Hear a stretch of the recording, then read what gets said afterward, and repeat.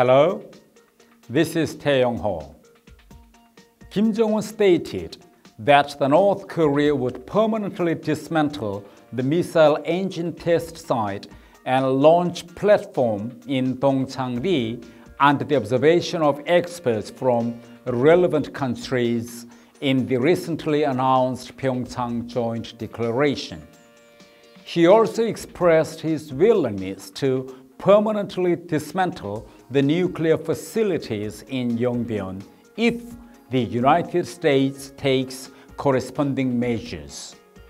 It was reported that Kim Jong-un expressed his willingness to take additional measures for the denuclearization of North Korea. There are some who argue that Kim Jong-un has expressed enough willingness to denuclearize, so the United States should abandon its old position of denuclearization first, then end-of-war declaration. These arguments are portraying the U.S. as being abnormal for pushing North Korea to follow the proper process of dismantlement, while depicting Kim Jong-un, who is dragging along the dismantlement process, as being normal.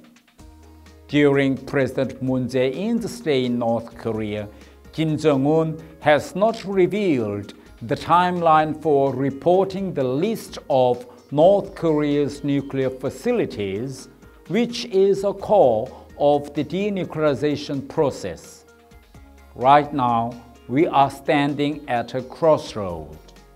Down one path is moving forward without receiving a list of nuclear facilities and holding a second U.S.-North Korea summit to adopt the end-of-war declaration and taking measures such as the lifting of sanctions in response to the dismantlement of the Yongbyon nuclear facilities. This is what Kim Jong-un wants. The second part is what can be seen as the normal denuclearization process, like receiving the list of nuclear facilities first, then adopting the end-of-war declaration, and then proceeding with full denuclearization process based on the list received. It is important to note that Yongbyon nuclear facility that Kim Jong-un has thrown in is actually a futile facility for North Korea, who has already completed the nuclear development weapons and acquired enough materials to produce more nuclear weapons in the future. Putting the dismantlement of those old nuclear facilities before the reporting the list of facilities is a new salami tactic that will allow North Korea to bide more time by throwing in other nuclear facilities in exchange for a corresponding price. This type of nuclear dismantlement completely contradicts Kim Jong-un's statement of wanting to finish the denuclearization process as early as possible in order to concentrate on economic development. It will take even several years to dismantle nuclear weapons of North Korea if we receive the list of nuclear facilities now.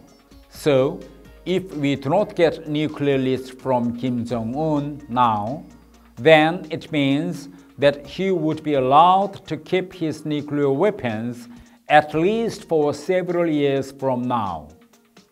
If Kim Jong-un is allowed to go ahead with the selective dismantlement of nuclear facilities in exchange for corresponding measures according to his salami tactic, then next year will be dedicated to the verification and shutdown of Yongbyon nuclear facility, and the following year will be the dismantlement of the next facility that is thrown in by North Korea.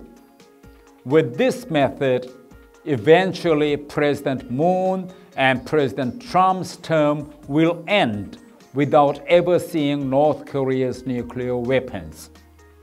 If the process of North Korea's nuclear dismantlement goes down to Kim Jong-un's path, denuclearization will not be closer to us, but rather more distant, and our children and their descendants will have to live their lives in suspense with North Korea's nuclear weapons looming over them. Thank you.